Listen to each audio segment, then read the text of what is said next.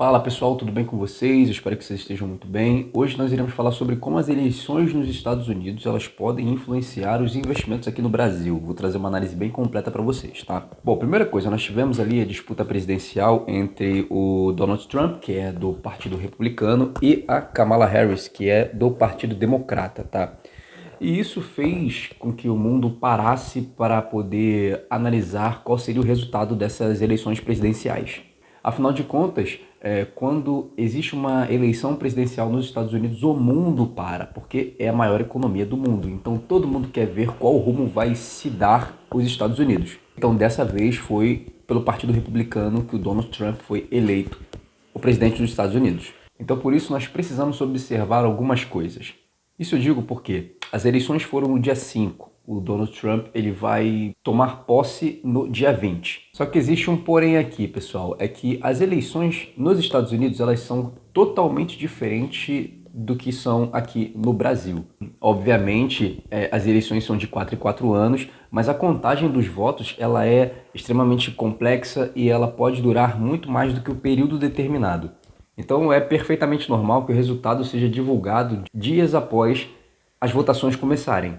Isso eu estou dizendo porque existem alguns estados norte-americanos que ainda estão na cédula de papel. Então, no caso, você apurar cédula por cédula faz com que as eleições, pelo menos o resultado das eleições, demore muito mais para ser divulgado. Então, para que a gente possa entender um pouco sobre como a economia americana pode afetar o nosso país, a gente tem que entender como que funciona as eleições nos Estados Unidos. Então, para começar, a gente tem que entender que o sistema político nos Estados Unidos é regido por dois grandes partidos, os republicanos e os democratas. Não é como aqui no Brasil, que a gente tem PT, PL, PSDB, MDB, sei lá o que. Nos Estados Unidos são dois grandes partidos. Isso quer dizer que partidos com menor força não podem participar? Claro que não, eles podem participar sim. Só que a corrida eleitoral ela é muito longa e geralmente os partidos que têm um menor recurso financeiro não conseguem chegar até o final. Então, para se manter em uma corrida eleitoral, o partido tem que ter verba.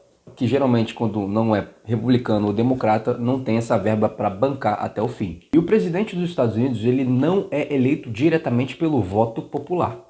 Ué, Kaique, mas como assim? Quem elege o presidente nos Estados Unidos é o colégio eleitoral. Eu vou explicar como isso funciona, tá? O colégio eleitoral, ele é composto por 538 delegados. E esses 538 delegados, eles vão validar a escolha da população. Beleza, Kaique, mas quem são esses delegados? É delegado de polícia? Não, não é isso não. Os delegados são os representantes que votam em nome dos eleitores de cada estado. Então, para você vencer uma eleição, é preciso, no mínimo, 270 delegados, dos 538 do colégio eleitoral. Então, cada estado vai ter um número específico de delegados, que vai variar de acordo com a população e o total de representantes no Congresso. Ou seja, se você tem uma cidade que é mais populosa, você vai ter mais delegados do que uma cidade que é menor. Então, o candidato mais votado pela população de um estado, ele leva os delegados para votarem para ele no colégio eleitoral. E isso pode acontecer mesmo que ele ganhe por um voto de diferença. Então, você tem ali uma população que é democrata e você tem uma população que é republicana. No estado ao qual houver a apuração das votações, se a maioria das pessoas forem republicanas, isso quer dizer que o delegado vai estar no colégio eleitoral para poder votar no candidato que é republicano. Então existe essa série de processos que é mais complexo do que aqui no Brasil. Só que tem um outro ponto aqui que é tão importante mencionar, que os Estados Unidos o voto é facultativo, ele não é obrigatório como aqui no Brasil. Então se você quiser votar, você vota, se você não quiser votar, você não vota. Olha só o que está aparecendo na tela aí. Na disputa entre Biden e Trump em 2020, 62% da população participou das votações. E pela lei americana, as eleições sempre são realizadas na primeira terça-feira do mês, que dessa vez caiu no dia 5 de novembro. Sem contar que nos Estados Unidos o período de votação não é considerado um feriado. Então, para você estimular a votação entre a população, são colocadas urnas em locais específicos para que as pessoas possam começar a votar se elas quiserem. E dependendo até do estado, você pode votar até pelos correios, ou seja, sem sair de casa. Beleza, mas como os partidos sabem qual candidato vão lançar? Diferente do que acontece aqui no Brasil, os candidatos a presidente, eles não são escolhidos diretamente pelo partido. Eu digo porque existem alguns tipos de votação prévia que define os candidatos de cada partido. Existe a primária e a caucus. Então, nesse momento, os candidatos eles começam a fazer alguns debates das suas propostas para poder disputar voto. No modelo de votação primária, os eleitores eles vão até o local para poder fazer a votação normalmente. E isso de uma forma secreta, com as cédulas depositadas na urna, bem old school mesmo. Já no modelo caucus, o eleitor ele vai reunir um grupo de pessoas, uma assembleia de pessoas, para poder fazer o voto público. Então, tanto na primeira opção como na opção caucus, os candidatos do mesmo partido vão disputar entre si para ver quem vai ser lançado. E o vencedor dessa etapa é quem efetivamente vai concorrer ao cargo desejado. Só que existe um porém aqui.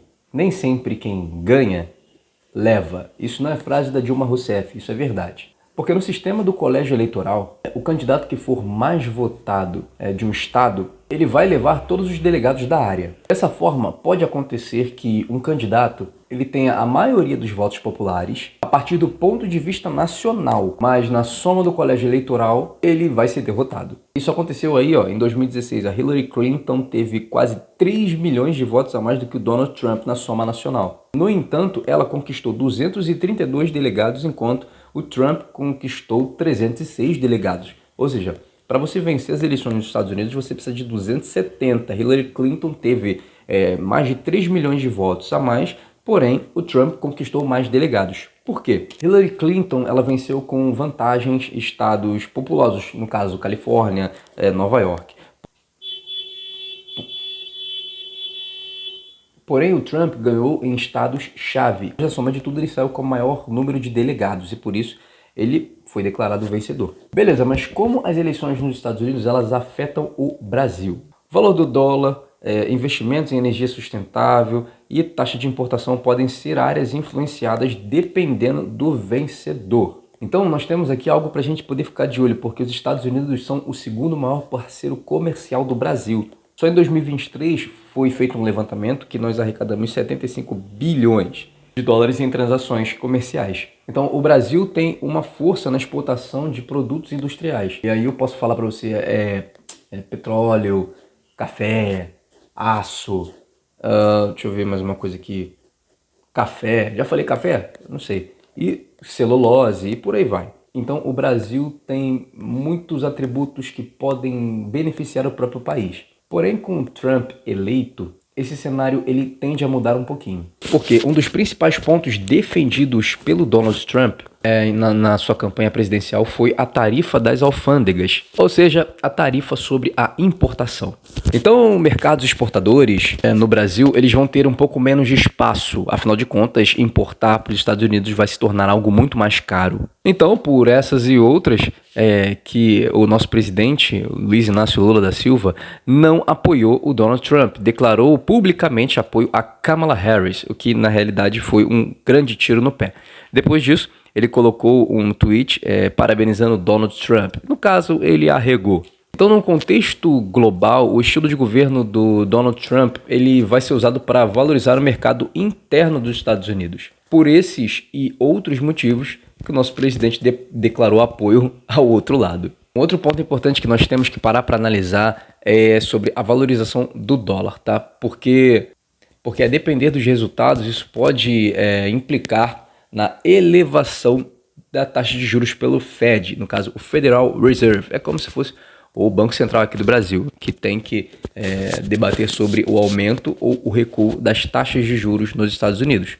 Então, caso aconteça um aumento na inflação norte-americana, a taxa de juros ela vai poder ser elevada, fazendo com que exista uma migração de investimentos para o país. Afinal de contas, quem não quer investir em dólar, que é uma moeda forte, que é a maior economia do mundo, e se ela tem juros altos, as pessoas vão querer investir nos Estados Unidos. É normal. Então, isso vai fortalecer o dólar mediante as moedas de países emergentes, que no caso é o Brasil. Então, nós temos aqui o seguinte cenário. A importação vai ser taxada, nós vamos ter o aumento no valor do dólar. O aumento no valor do dólar, para o Brasil não perder capital estrangeiro, eles têm que aumentar a taxa Selic, que no caso é o que já estão debatendo, que a taxa Selic pode chegar a 13% para você poder captar recursos estrangeiros. O estrangeiro vai olhar para cá e vai falar, não, aqui ó, no Brasil está pagando 13% a renda fixa, vou colocar meu dinheiro aqui. O Brasil precisa de capital estrangeiro. O economista-chefe do Banco Fator opinou da seguinte forma, ó, presta atenção, os Estados Unidos vão manter uma inflação bem pior. Isso vai manter os juros lá em cima, o dólar vai ficar mais forte por mais tempo. Isso tende a prejudicar o Brasil. Beleza, o que a gente tem que fazer com os nossos investimentos dado a esse cenário? Primeira coisa, manter a diversificação. A diversificação dos investimentos ela serve justamente para você ultrapassar qualquer tipo de crise. Então, quando você tem uma carteira com ações, com fundos imobiliários, com ETFs, com criptomoedas, com renda fixa, independente do cenário, você tem ali uma estratégia validada. Então, sempre diversifique. Isso porque as empresas no Brasil aqui, por ter uma taxa Selic muito alta, elas seguem descontadas. Ou seja, enquanto a taxa Selic está alta, você pode investir em ativos na renda variável porque está barato. Porque quando a taxa Selic cair, você vai ver um bando de retardado comprando ativos na renda variável desesperadamente. Mas você, por chegar primeiro, vai beber água limpa. Então vai chegar o momento que a Selic vai cair, as coisas vão se estabilizar, é normal, faz parte do mercado financeiro, faz parte do cenário econômico passar por alguns sustos, mas isso sempre vai ser sanado. Então todo investidor que se preze, ele necessita focar no longo prazo. Então eu separei alguns conselhos aqui do Warren Buffett, que se não for um dos maiores, é o maior investidor de todos os tempos. Tá? Primeiro, não siga o rebanho. Acabei de falar para vocês, não comprem investimentos com um bando de afobado, que não sabe o que está fazendo e está comprando por hype. Nunca faça isso, tá? Segundo conselho, mantenha o pensamento no longo prazo. Então, é o Warren Buffett que está falando, não sou eu.